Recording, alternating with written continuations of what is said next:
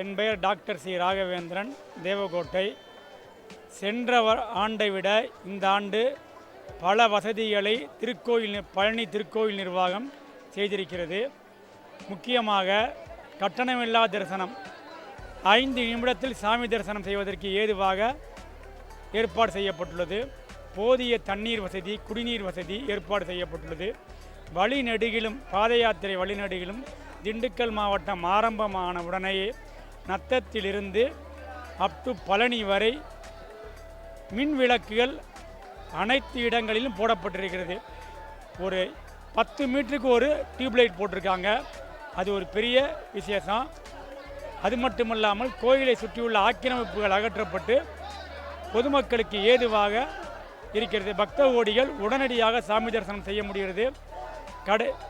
எந்த ஆக்கிரமிப்புகளும் இல்லாமல் உடனடியாக சாமி தரிசனம் மற்றும் அனைத்து ஏற்பாடுகளையும் துரித நடவடிக்கையில் இந்த அரசு ஏற்படுத்தியுள்ளது என்பதை மிக்க மகிழ்வுடன் தெரிவித்துக் கொள்கிறேன். நன்றி, வணக்கம்.